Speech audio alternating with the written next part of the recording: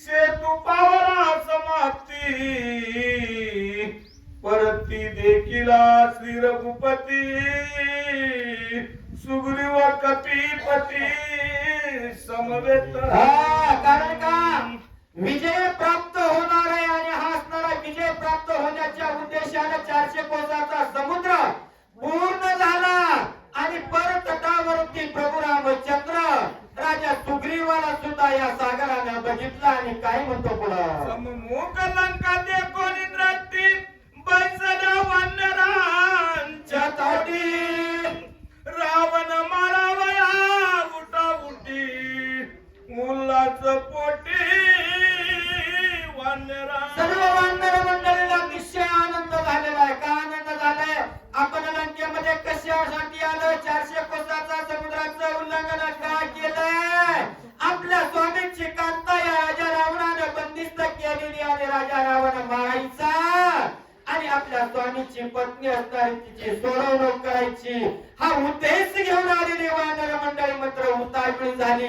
कधी रावण मारणार असा असणारा सर्वांना उतावळेपणा आनंद झालेला आहे. आईचा देखो रघुनंदन समुद्र गाली लोटांग श्रीराम वदी सिंधू चरण ज्येष्ठ संपूर्ण तू असा प्रभू रामचंद्र या सागरानं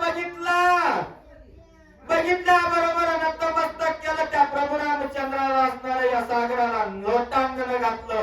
कारण आता सांगितलं एका हाताने द्यावं लागतं, मान द्यावा लागतो, त्याचा घ्यावा लागतो. एखाद्याची निंदा करणं सोपं असते पण मान बचवणं अवघड असते. प्रभू रामचंद्रानं चंद्राचा सन्मान सागराने केला. तेवढ्याच आदरानं प्रभू रामचंद्राचा सुद्धा सागराचा आदर सन्मान केला. आणि पुढं कशी सेवा करतात, कशी पूजा करतात ऐका. ज्येष्ठ कनिष्ठ हा अभिमान तेने मत माझी पाडिले ठाण श्रीरामाचे महिमान ज्येष्ठ अभिमान कळून दे. कारण का मी असणाऱ्या प्रभू रामचंद्राला कनिष्ठ समजला, मी ज्येष्ठ म्हणून पूजा केली नव्हती. परंतु प्रभू रामचंद्र ज्येष्ठ का कनिष्ठ हे कोणाला कळून देत आहे का? काय करायचं, कोणाला कसं ठेवायचं, कोणाला मोठं बनवायचं, कोणाला मोठ्याचं लहान करायचं, सगळं ज्याच्या हातात आहे तो असणारा प्रभू रामचंद्र.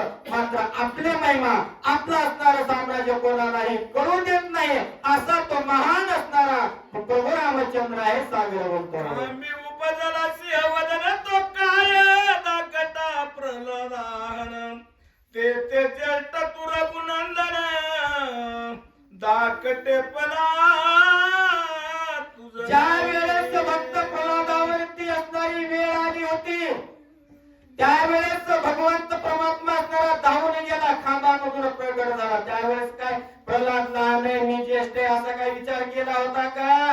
नव्हता केला. परंतु भक्त आहे आणि त्या भक्ताचं संरक्षण करणं हे असणाऱ्या देवाचं कर्तव्य आहे. त्या न्यायाप्रमाणे जसा प्रगट झाला तसा असणारा हा भगवान परमात्मा मात्र लहान आणि मोठं हे असणारा कोणाला कळू देत नाही. आपण मात्र आपल्या गर्वामध्ये राहतो, माझ्यासारखं कोणाला कळत नाही, मी सांगेन तेच बरं का. परंतु दादा कधी कधी लहान मुलाचं बोलणं सुद्धा कामाला येतं पण आपण म्हणतो हे गप तुला काही कळत नाही, पण त्याचं सुद्धा ऐकून घेतलं पाहिजे. ही असणारे रामायण सांगताय.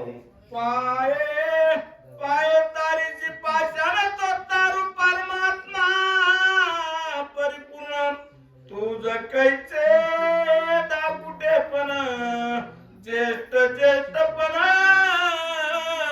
सागर बोलू लागला ज्याच्या पायाच्या स्पर्शानं या पाण्यावरती समुद्रावरती पाषाण तरतात त्याला दाक्यपण कसं म्हणावं, त्याला लहान कसं म्हणावं, तो असणारा श्रेष्ठ आहे असा सागर आणि बोलू लागलेला आहे. तू प्रब्रह्म स्थिती तू परमात्मा परम ज्योती तू चिदात्मा चिन्मय मूर्ती सगुण वृत्ती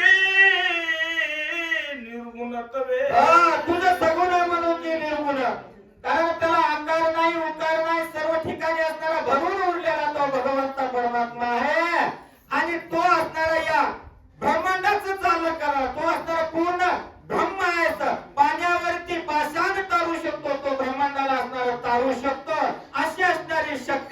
क्षमता तुझ्यामध्ये आहे असा सागर प्रभू रामचंद्राला बोलतो. तुझं देखताईच गुण परी सर्वांगे निर्गुण हेही जाणून खुन श्रीराम पूर्ण